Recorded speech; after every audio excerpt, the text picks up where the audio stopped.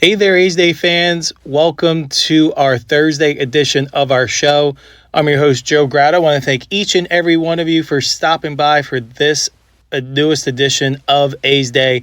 Today is Thursday, April 9th. We have a good show for you indeed. Perhaps you are fresh off watching the third and final game of the series in the Bronx against the New York Yankees as the A's go out there as a confident bunch, get the job done, completing the series victory, taking 2 out of 3 from the New York Yankees by winning earlier on today 1-0. We are going to recap what went down during this 3-game set. And then before we depart for the weekend and prepare for the next upcoming series, we preview their next opponent as the A's complete their 6-game road trip in New York City as they now head to the Borough in Queens to take on the New York Mets. Holy Toledo, let's get to it, and let's go A's.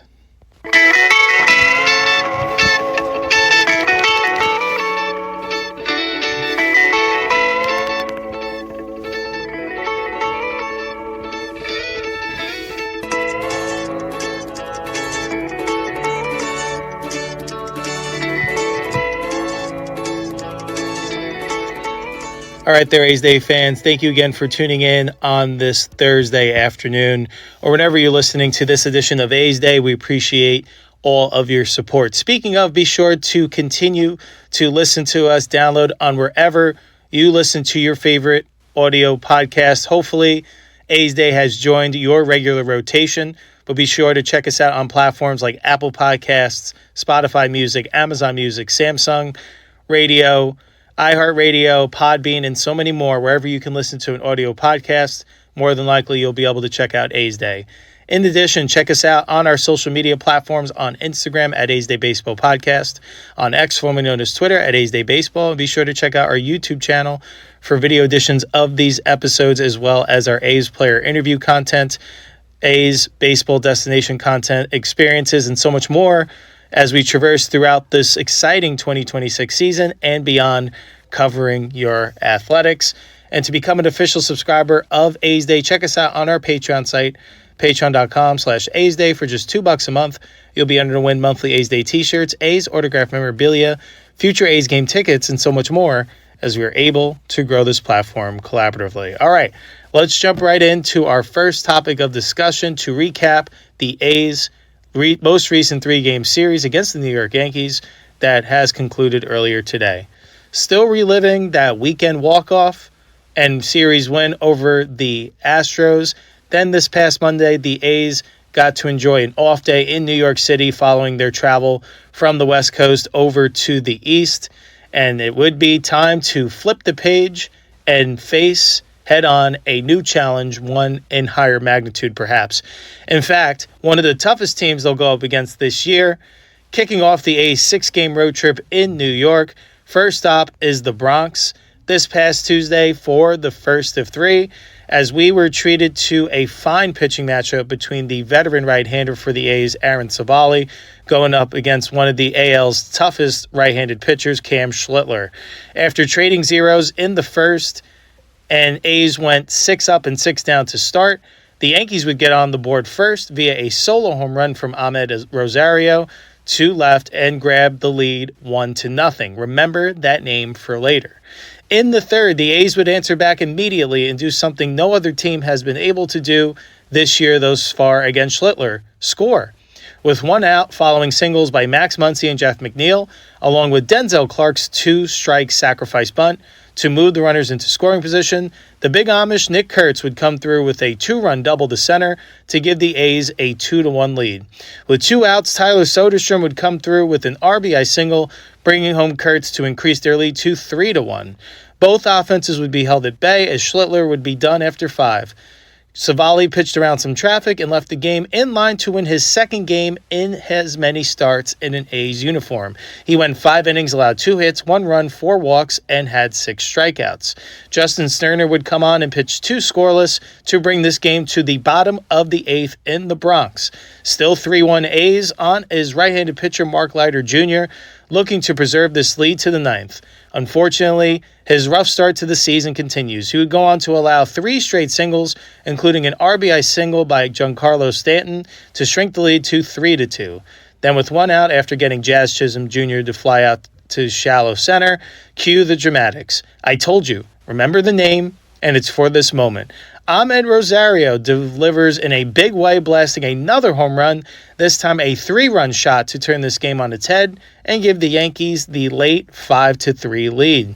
To the ninth we go. On comes Yankee closer David Bednar, and he sets down the A's 1-2-3 to bring this game to a close. Ball game over. A's lose a heartbreaker 5-3.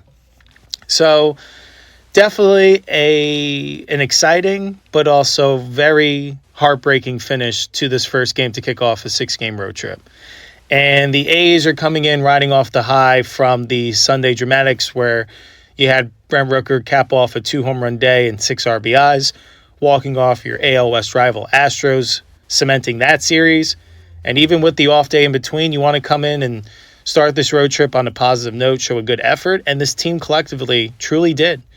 They were up for the task, and while this offense didn't score in bunches or put a ton together, they knew that it was a tall order going up against right-handed pitcher Cam Schlittler, who has been nearly unhittable this year coming into this start, and he hadn't allowed a run to either the Giants or the Mariners, who he had faced off with previously, and they didn't even seem like they were coming close to getting in the run column off of them. So I was really impressed with how the A's seemed to really, in that third inning, connect at bats, passing the baton to the next guy, not trying to do too much, and coming through with some timely hitting, including Nick Kurtz with a fine piece of hitting to left center to bring in 2 to give them the early lead.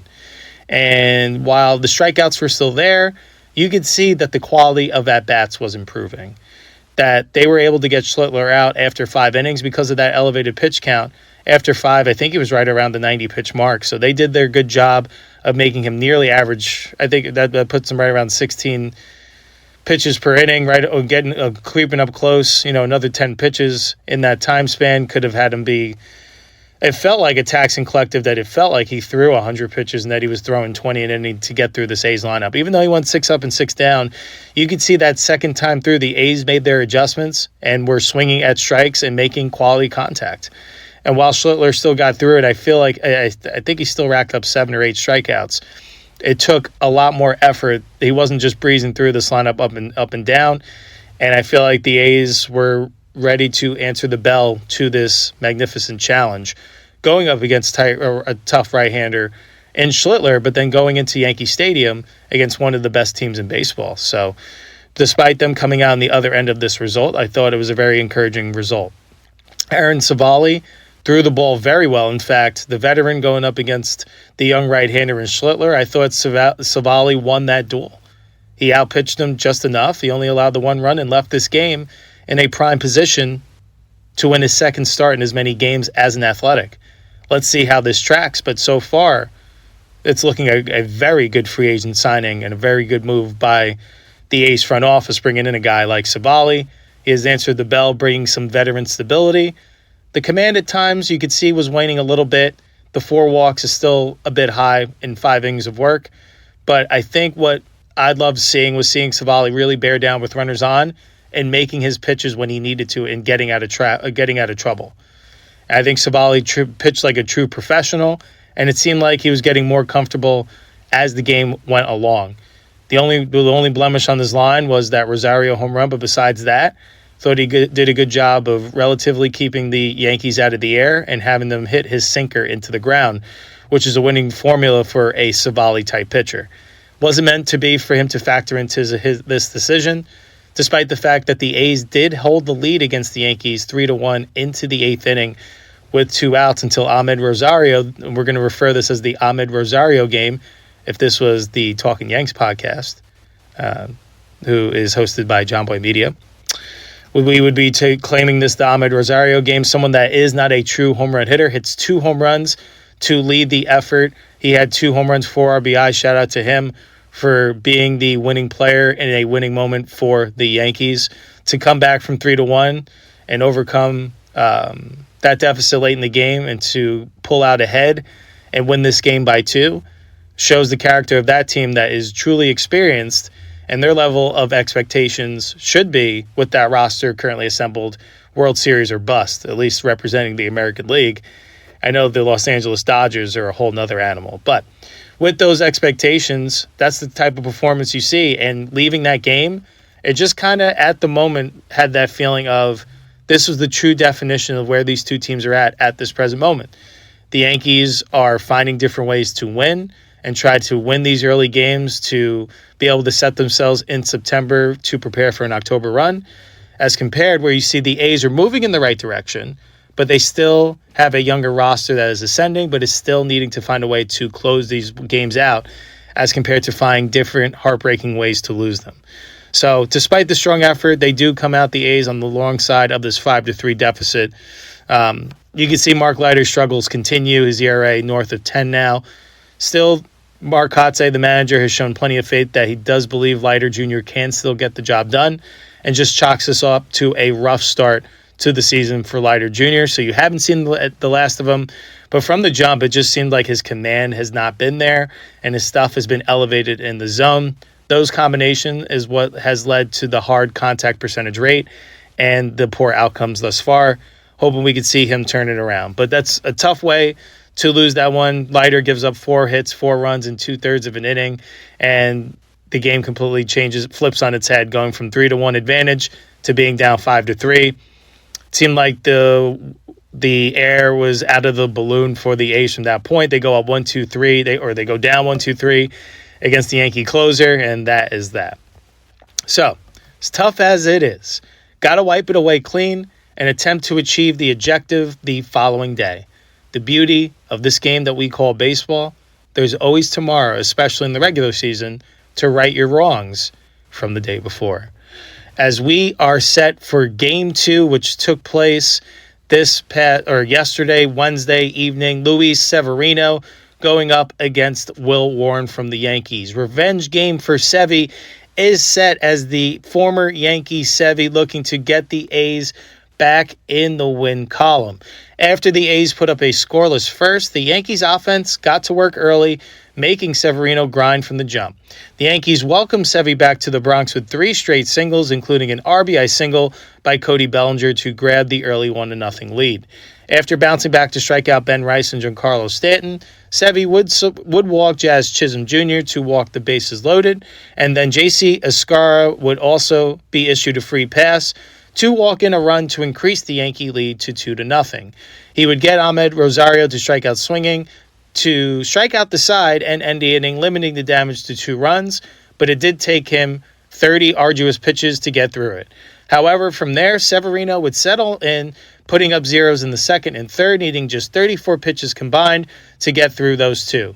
To the 4th we go. The A's would break through against Warren, and all with 2 outs. After singles by Lawrence Butler and Max Muncy, the birthday boy Jeff McNeil would come through with an RBI single, bringing home Butler to cut the deficit to 2-1. After a walk to Carlos Cortez, the stage would be set, bases loaded, and 2 outs for the Big Amish. During the at-bat, Will Warren would throw a wild pitch that bounced away far enough for Max Muncy to come sliding in safe, head first, at the plate to tie the game at 2. Kurtz would end up striking out to end the inning, but now the game is tied at 2.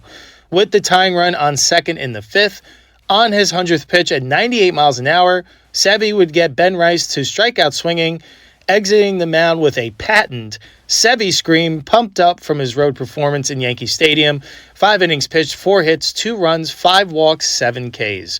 From there, both bullpens would go back to work. The A's bullpen was absolutely electric in this one, including an inning and 2/3 of work of 4 strikeouts from Scott Barlow. To the 9th we go. Game still knotted at 2. On comes the Yankee closer David Bednar once again, but this time not in a safe situation. Kurtz and Langoliers knock a single and double off of him to set them up with 2 on and nobody out. Soderstrom would strike out, but then Brent Rooker would come through hitting a towering fly ball to right center field, deep enough to bring home the go-ahead run in Nick Kurtz via the sacrifice fly to give the A's a 3-2 lead. On comes Joel Kuhnel, making his second appearance in as many nights with the A's as a corresponding move to Luis Morales being optioned, looking to lock down his first save of the year. He gets Escara and Rosario to ground out before striking out Ryan McMahon to close it out 1-2-3. For the A's, who went Sevy to Barlow to Harris to Alvarado to Kunal. Ball game over. A's win 3-2 and tied the series with the Yankees up at 1 apiece. So, clap it up. Luis Severino. To be completely flat out honest, since the start of the regular season, I feel like Sevy hasn't found his true command. But what I'm clapping up for is him stepping up like the ace he was brought in to be. Was it the prettiest? No, absolutely not. In fact, it got up to the point where he was laboring through that first inning. I was worried that he wasn't going to make it past the second. Everything was missing up. He was falling behind hitters. It was taking him a lot of pitches to strike hitters out.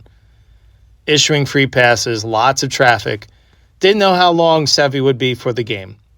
But then he reset, pitched to a little bit more contact to get his pitch count under control so that he can last a little bit longer into this game. And he pitched. This, honestly, and he's had better starts in an A's uniform. This was one of, if not my favorite start by Severino since he signed with the A's. And the reason why I say that, it's the nature of the environment. The beauty of baseball is that it's a story that sometimes just writes itself. Luis Severino was drafted or signed and came up in the New York Yankees organization. Made his major league debut with the Yankees, ascended towards the top of their rotation, two-time All-Star during his time with the Yankees. Then has gone through a few years of arduous injuries, couldn't figure out how to stay healthy and on the field. Stays in New York, goes to the National League, pitches for the Mets, has a little bit of a rebound there. Comes out to Sacramento, tough year last year, up and down, good on the road, rough at home. Sometimes it just comes full circle when you start to figure some things out. You get a little bit comfortable in your new home, but then baseball always takes you back home, it feels like. Especially if you're around the game like a Severino for 10 plus years now. 8 plus years now. And what it's appeared to me is that this was beautiful baseball theater. An ace, yes, you want him to put out his best start forward with his best stuff more often than not. Totally understand that. And it hasn't looked that way early. But he grinded out and competed and pitched. He wasn't throwing out there after that first inning. From the second inning through the fifth inning, he competed. And he did everything he could with that right arm to give his team, his young team, an opportunity to win a game in one of the toughest environments that they'll play in this year. And he stepped up in a big way. After that first inning, they didn't get on the board again. And we were treated to that Patton and Sevy scream that he's let out in numerous postseason starts during his time in New York, and now he's doing it in New York against his old team. Impressive stuff. The walks are still an issue. Of course, the command's not exactly where he wanted to be. But I'm looking at this just as a competitor standpoint. Met the eye test for me. Now, if this was a start in July, August, maybe September, and he's still having command issues like this, that's a different story. But for him, even still not finding his best stuff yet, still finding a way to compete. 2 out of the 3 starts haven't been all the worst. Toronto didn't go the best. Atlanta was rough. But this one was solid in my opinion.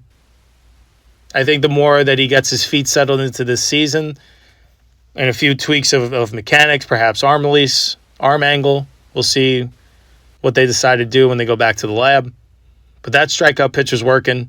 And I just wanted to commend Luis Severino stepping up to be the ace.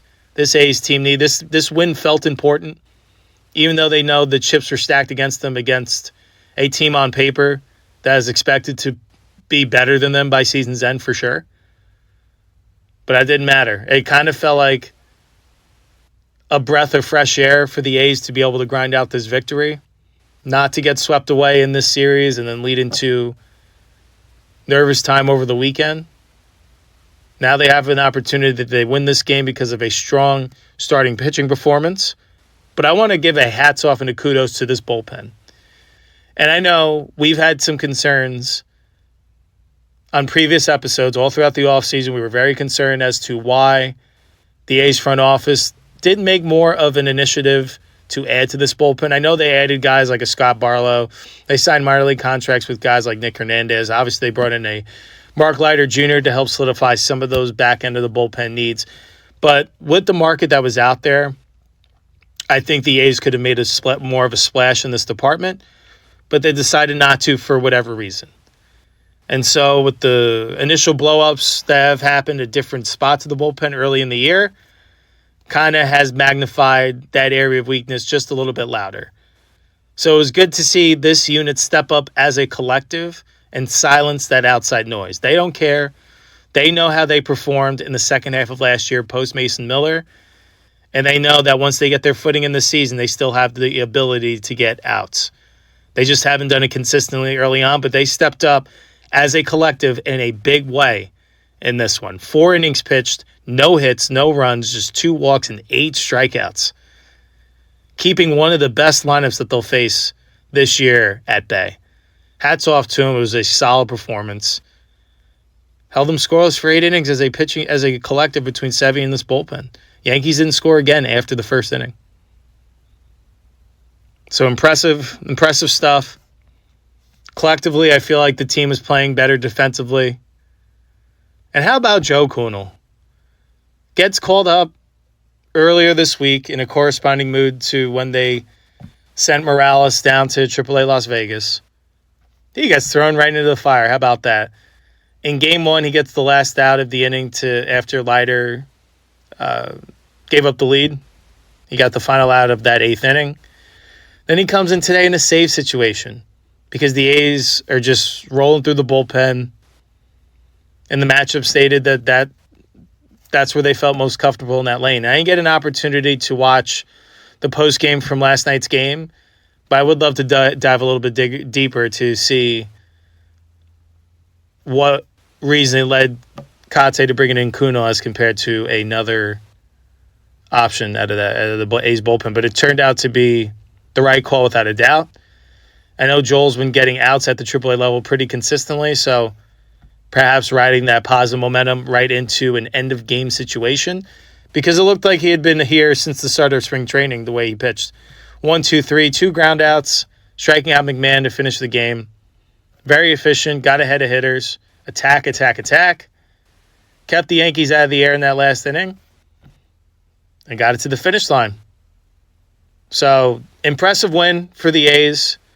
Again, a collective breath of fresh air, not having to put too much pressure on this third and final game of the series. You want to go out there and win series and continue this momentum that you built from defeating the Astros 2 out of 3 in your home series. But you want to go out there on the road. You understand it's going to be a battle. But now you have this collective confidence. And that is the overlying theme that I've seen through these first 2 games. That this A's team, they're young, but they are hungry and not scared. It may not always be the prettiest performance, night in and night out, but what team around the league can you say has performed perfectly night in and night out? It just doesn't happen. This A's team is still learning. They're still developing.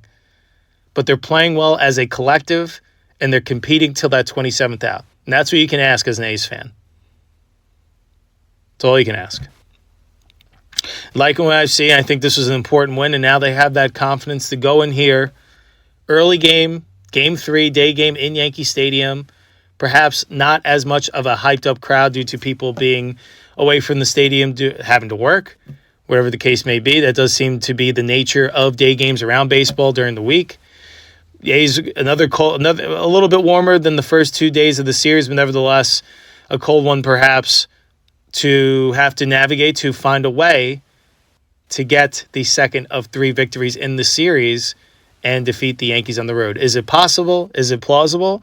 We'll have to find out. In fact, it just came to a conclusion, and obviously, if you listened in from the start of the show, you know the outcome already, but nevertheless, we're going to dive in and recap how the rubber match from Yankee Stadium went earlier today. As a Thursday afternoon matchup, a lefty duel would be on between Jeffrey Springs for the A's going up against Ryan Weathers of the Yankees.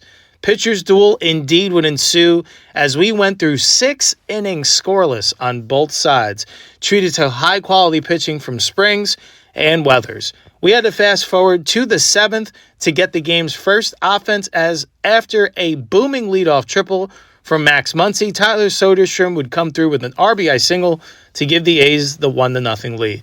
Jeffrey Springs, he'd still be in there from there, and in fact, had no-hit the Yankees through 6 and a third innings of work until first baseman Ben Rice broke through in the 7th with a 1-out single. Springs would bear down to get the next 2 hitters to complete his day with the lead. An absolute fine performance. 7 innings pitched, 1 hit allowed, no runs, 2 walks, 6 strikeouts. On from there would be still a 1-0 lead. Nervous time as the A's look to continue clinging to that 1-run lead. They get through a clean 8th. On to the 9th, they hand it to Hogan Harris to face the upcoming lefties. Harris has historically had some issues dealing with left-handed hitters, is more effective as a reverse split guy. Wouldn't matter here. He would retire the Yankees in order 1, 2, 3. It would be final in New York. The A's hold on in nervous time 1-0. It would be started by Springs to Alvarado to Harris to close this one out. Ball game over. A's win 1-0, and they take 2 out of 3 from the New York Yankees in Yankee Stadium. An upset in terms of national perspective, but from the A's, they expect this. They improved to 5-7 on the year and look to continue their hot streak of baseball, winning 4 of their last 6 as they get to stay in New York City through the weekend as they prepare for the next series against the New York Mets. Jeffrey Springs, what can I say? Since the conclusion of last year, all throughout last year, probably from last May on, I'd say, Jeffrey Springs has been the most reliable starter this A's team has had. He doesn't do it with any flash. He's not always necessarily the highest strikeout guy, but he does it with a change of speeds. Everything was working today. I think by far that's the most confident I've seen Springs be since he's been in an A's uniform. He's looked plenty confident in plenty of starts. But it just seemed like he felt the opportunity that he was gripping the baseball today. Wherever he wanted to throw it, he could. However he wanted to change his speeds, he could. He attacked. And he had these Yankees hitters off balance all day long. He no-hit them in Yankee Stadium through 6 and a third innings of work. Yankee Stadium known as one of the hitter havens around the league. And I know it was a colder day in the Bronx and perhaps a couple of those fly balls may have hit the seats in June. Doesn't matter. Game was played today, April 9th. And Jeffrey Springs was absolutely dealing. If you're a fan of hitting, I'm sorry this wasn't the game for you. But I was impressed with the work that Ryan Weathers did over there on the Yankee side of things too as well. He went 8 innings in this one, striking out 7. And only allowed the 1 run. Tough luck loser in this one without a doubt. But what a performance from Jeffrey Springs. The longest start of the year in the early season thus far by a starter. He goes 7. And he was the embodiment of this A's attitude, it seems, that was developed during this series, and now is the expectation moving forward. This is a confident A's group that gained a significant level of confidence over these last 3 days. And perhaps these road trips, while from the outside perspective were viewed as daunting, while the body perhaps a little bit fresher earlier in the season, it can be a blessing, of course, when you're winning these games. But then during that, this could be the time a lot of team bonding is going on, and you're starting to see it pay its dividends on the field. They go into Yankee Stadium where they were the significant underdogs, having to go up against Cam Schlittler.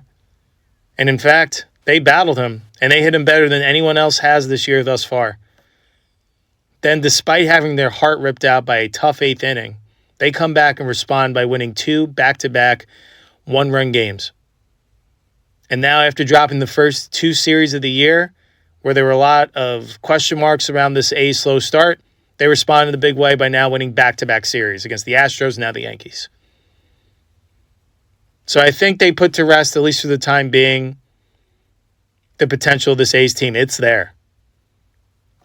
Players, teams just get going at a little bit different of pace, but you could see, mark this series, while it wasn't necessarily the prettiest offensively, mark this series as a springboard for this team. If we start to see them rip off some wins, some series wins, if we want to point back to where it all started, it's this series in New York. And let's see how they play against the Mets. Because I would have said coming in, I think a successful road trip would have looked like 3-3. Look, I want to see 4-2 now at the worst. I do.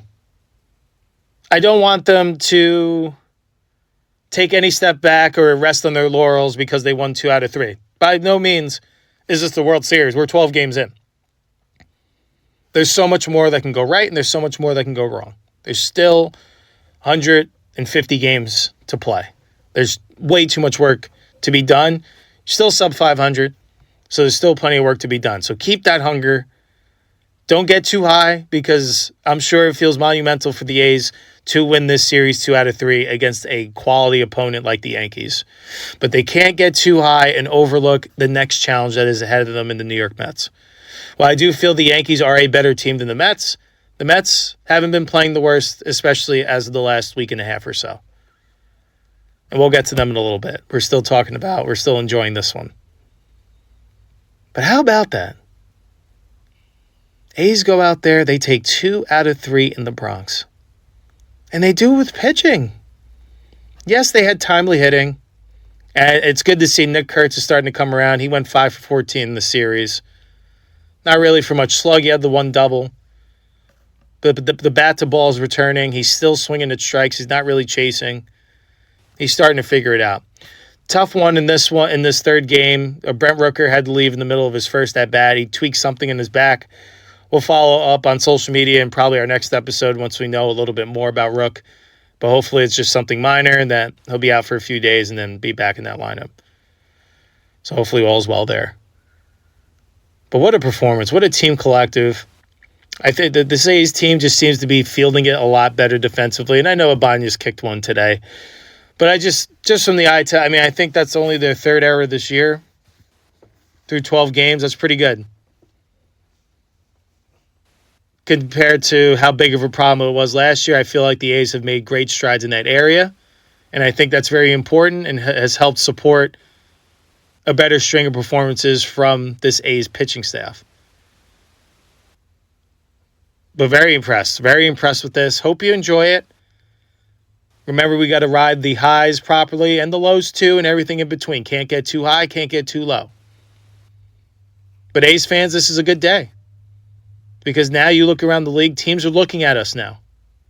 They're saying, this team went into Yankee Stadium,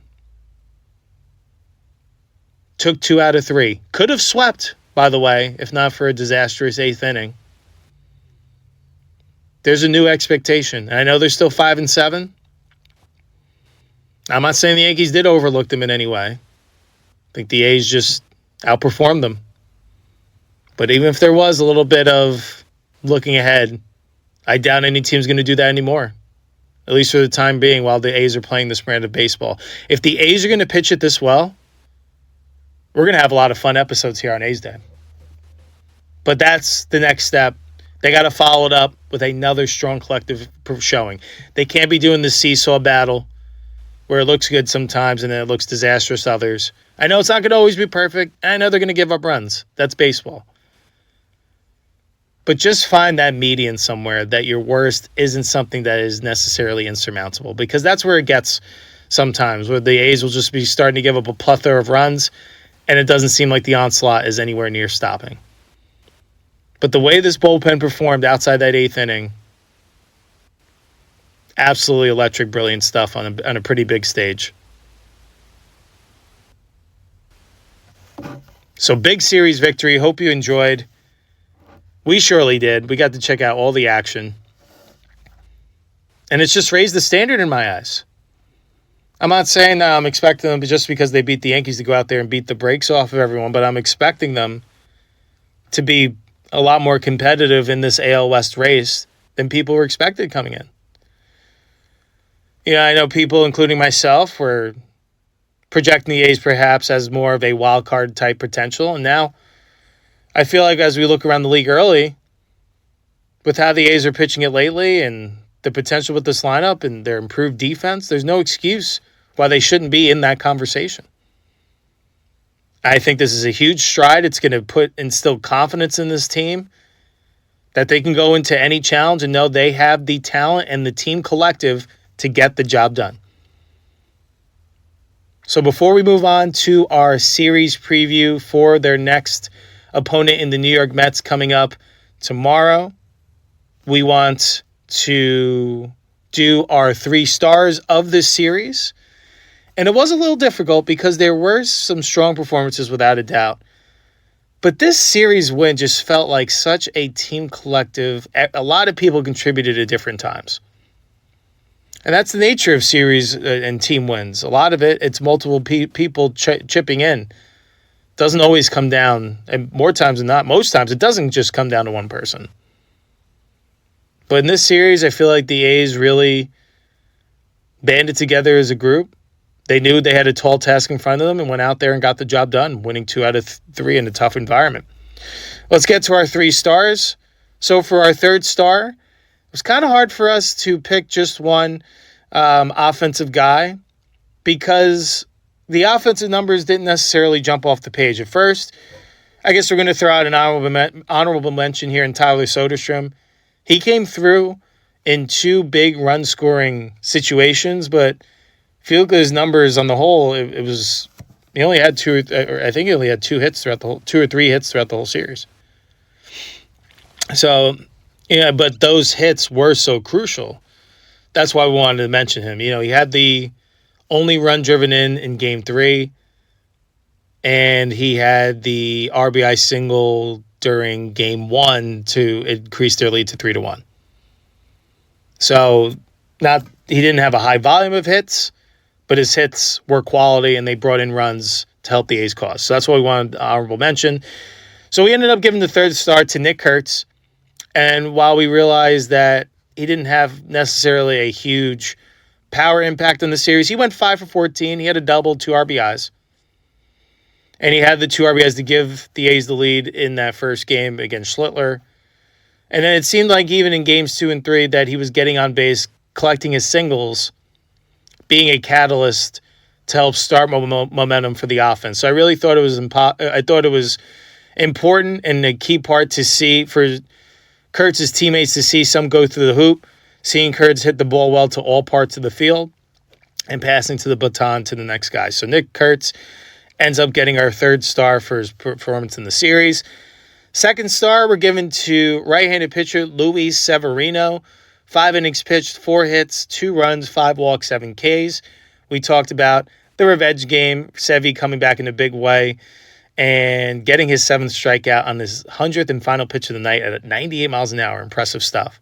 And our 1st star, as if you couldn't put it together, was the victorious starter from earlier on in today's rubber match, Jeffrey Springs, who was twirling a no-hitter into the 7th inning, went 7 innings, only allowed the 1 hit, no runs, 2 walks, 6 Ks. He was dominant from start to finish, gave the A's every opportunity. While they didn't cash in on the scoreboard, they were spraying the ball all over the ballpark, finally cashed in via a Tyler Soderstrom RBI knock. Only got the 1. That's all they needed. Springs and bullpen and company made it hold up to secure the series victory. 2 out of 3. They improved to 5-7, and now the A's are hoping that this is the start of them getting things rolling in 2026. This episode is brought to you by Visit Mesa. Welcome to Mesa, Arizona. a destination for every season. Experience a destination where adventure, culture, and culinary experiences are limitless. As the gateway to the stunning Sonoran Desert and Tonto National Forest, Mesa invites you to explore its scenic waterways, kayak through winding canyons, or paddleboard along the Salt River. For a one-of-a-kind desert adventure, ride the waves at Revel Surf at Cannon Beach, the country's first surf park of its kind. Downtown Mesa is a vibrant hub, home to the Mesa Art Center, public art, award-winning breweries, and local shops. Food lovers can explore the Fresh Foodie Trail and the diverse flavors of Mesa's Asian District. Sports fans can experience MLB spring training with the Chicago Cubs and athletics, or visit one of North America's largest youth sports complexes. As the world's first autism-certified city, Mesa is dedicated to accessibility and inclusivity for all visitors. All right, let's get to the back half of our show. With the first half of the New York trip concluded, the A's head to the borough of Queens to take on the New York Mets to commence another 3-game trip tomorrow night. The New York Mets are the next team up on the docket. On the year thus far, the Mets are 7-5. They are going to be completing their third and final game of their 3-game set against the Arizona Diamondbacks later on today. They've split the first pair thus far. So on the year thus far, the Mets are batting .248 as a team, which is 8th in baseball. They've hit 9 home runs, which is 24th. They've scored 55 runs, which is 10th. They've walked 47 times, which was tied for 13th. They've struck out 98 times, which is the 5th least, and are hitting to a .694 OPS, which is 10th. On the mound, they are pitching it to a .290 ERA, which is 4th in baseball. They've issued 41 walks, which is 11th. They've struck out 110 batters, which is 12th. And they've pitched it to a .120 whip, which is 9th. And defensively, they fielded it at a .987 fielding percentage, which is 12th in baseball. And their 6 errors committed are tied for 11th with a bunch of other teams. As for the projected starting lineup, here is how the Mets, now there may be some moving parts throughout the series. This projection seems to be their A lineup in 2026 thus far. Being led off by shortstop Francisco Lindor. At third base, batting second, Bo Bichette. Batting third, the designated hitter, Jorge Polanco. Batting fourth in center field, Luis Robert Jr. Batting fifth in right field, Brett Beatty. Batting sixth over at first base, Mark Vientos. Batting seventh at second base, Marcus Semien. Batting eighth in left field, Carson Bang. And batting ninth, the catcher, Francisco Alvarez. Notably absent is Juan Soto, who landed on the 15-day IL with a right calf strain, so he won't be competing in this series.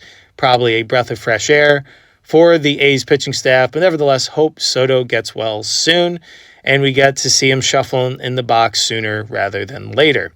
All right, let's talk about how when you can expect to enjoy this weekend matchup with game times and starting pitching matchups. So game 1 is tomorrow night, 7:10 p.m. Eastern Standard Time, 4:10 p.m. Pacific.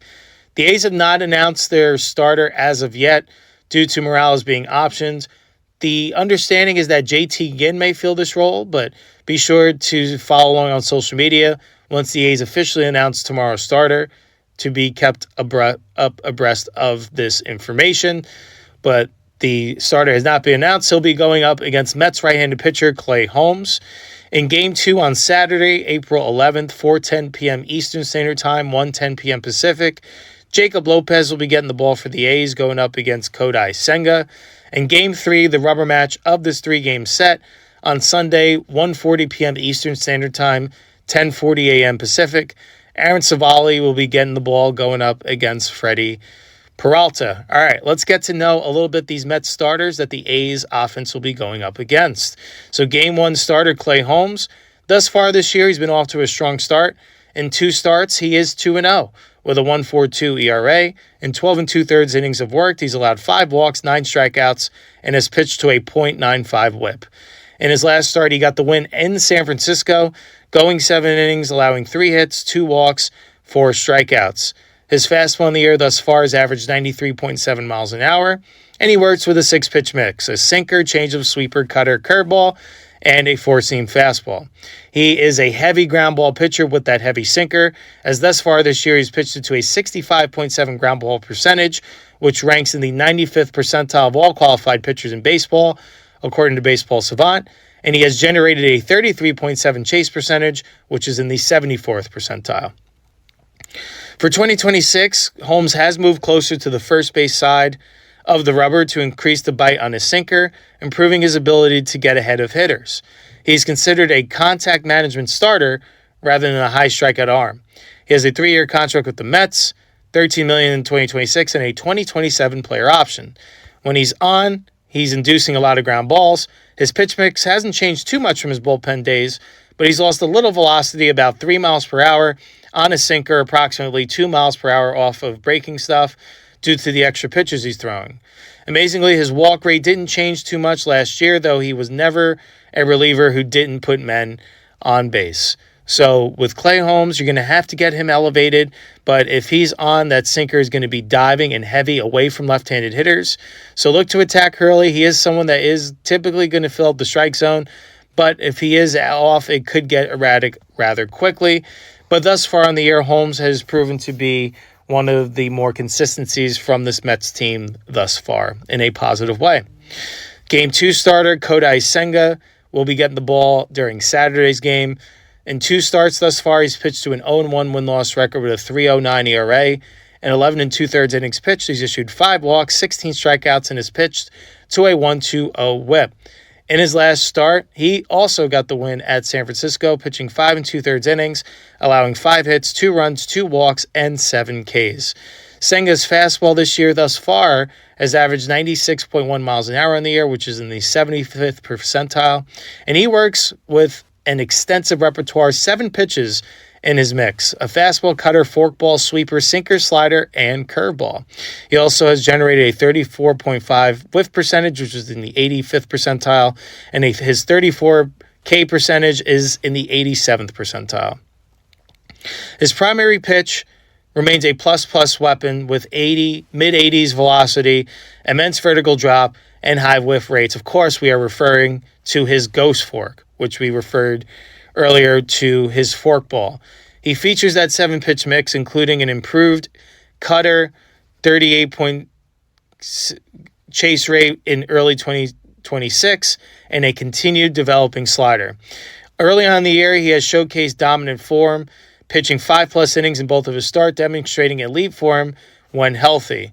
While showing ace-like potential, his injury history makes him a risky player to rely on for 180+ innings, causing analysts to hedge on 2026 load projections when heading into this year. Thus far, Senga has proven to be that ace-like that they had signed on to be years ago. It's just a matter of how deep he can go into games and how long he is available to this Mets team. Hopefully for him, 2026 is a year of health.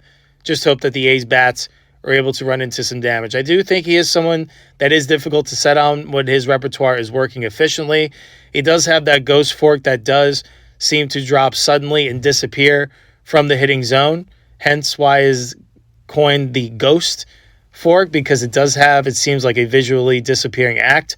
So he'll be a tough customer without a doubt, but the A's will look to get to him early with higher velocity and perhaps avoid being in those 2-strike situations where they have to fend off multiple options from Senga's repertoire.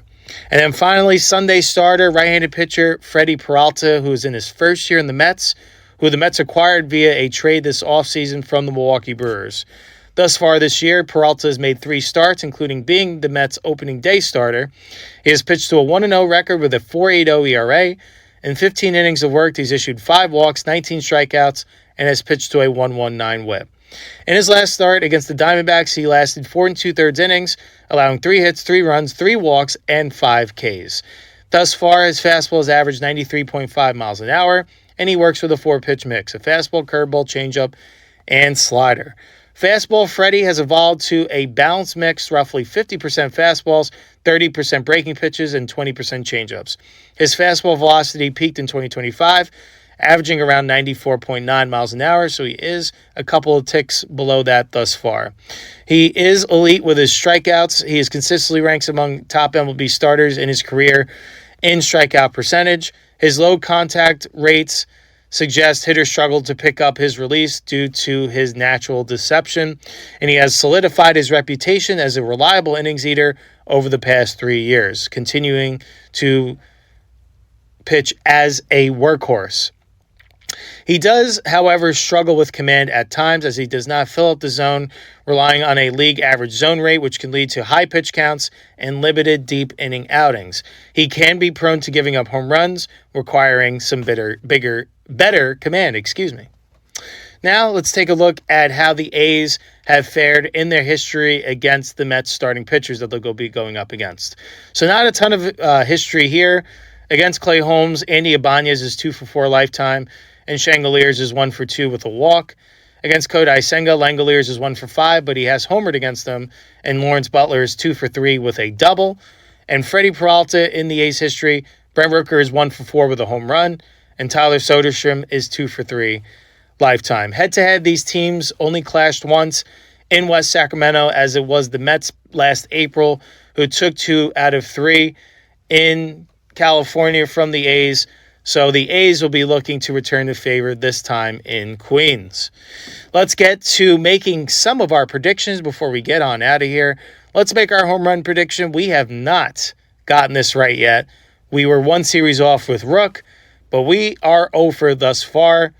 And let's see if we can right the ship this weekend in Queens. So I feel where the narrative of baseball, like we were talking about earlier in the show, sometimes just writes itself. Well, of course, longtime Met Jeff McNeil returns home for the first time since he was traded this offseason to West Sacramento. So, wouldn't it be fitting in his first series back if this guy delivers in a big way as he continued his success at Yankee Stadium collecting hits, but now he's returning to the place that he was only able to call home during his professional career prior to 2026, and now is coming back as a visitor. I'm sure it'll be emotional for him, but the competitor in him, I'm sure, wants to show that they made a big mistake in letting him go. So, for all those reasons, for this weekend's edition of A's Day Home Run Prediction, we are going to select Jeff McNeil to hit a home run during this 3-game series. And for our other prediction, we will predict, which we were happy to get wrong. We last predicted that the Yankees would take 2 out of 3. Instead, it was the A's taking 2 out of 3 from the Yankees.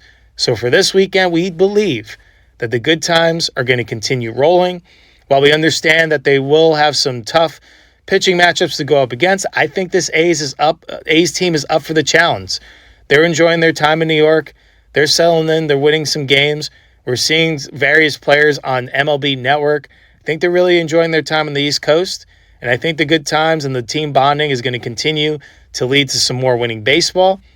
And, of course, for the Mets, not having Juan Soto is a big hole in their lineup, and I think is a benefit that will perhaps pay off for the A's this weekend. But nevertheless, we are going to predict that the A's will take 2 out of 3 from the New York Mets at Citi Field. We do believe that they will drop tomorrow's decision 5-2. Just like they started this past series, do believe while they're getting their footing against a new opponent, they'll drop a tight one 5-2 before bouncing back in a big way and winning both over the weekend 6-3 and 5-4. Best of luck to the A's as they conclude their time in New York City this weekend. Hopefully we're back here for our next show, recapping it and being able to discuss how it was a winning road trip to the East Coast for the Green and Gold. Good luck against the Mets, and we can't wait to talk about and experience how it all goes down. And with that brings us to the close of another edition of A's Day. Appreciate you all stopping by to hear our thoughts on athletics baseball. On today's show, we recapped what went down in the 3-game set against the New York Yankees, as it was the A's going into Yankee Stadium, taking 2 out of 3. We recapped it. We handed out our 3 stars of the series, gave our thoughts, and gave out all of our kudos. And for the back half of our show, we previewed what to expect over the weekend as the A's will continue to stay in New York. This time, we'll be playing at Citi Field against the New York Mets starting tomorrow night. When we discuss the starting pitching matchups, the game times that you can check out first pitch, We gave our home run prediction. We gave some interesting tidbits. We gave our series prediction, where we do believe that Jeff McNeil will homer in this series, and the A's will take 2 out of 3 and come back home to Sutter Health Park on a high note, winning a third series in a row. We'll be back behind the mic for Monday's show as we will recap what goes down over this weekend against the New York Mets, and then we will preview their next series as they will be welcoming in the Texas Rangers for their second home series at Sutter Health Park of the 2026 season. Hope you all enjoyed this edition of A's Day. Once again, I'm your host, Joe Grado. Thank you all for stopping by today. A's fans, hopefully it was a joyous celebration. Soak in the victory. Enjoy it, that the A's have won in a place that they've lost a lot over the years. They've won 2 out of 3. The good times seem to be rolling, and let's see if they can continue it on into the weekend, continuing on with the New York groove. Take care, everyone. Have a great weekend. Enjoy A's baseball. Let's beat the Mets, and we'll see you back behind the mic for Monday's show. Holy Toledo. Let's go A's.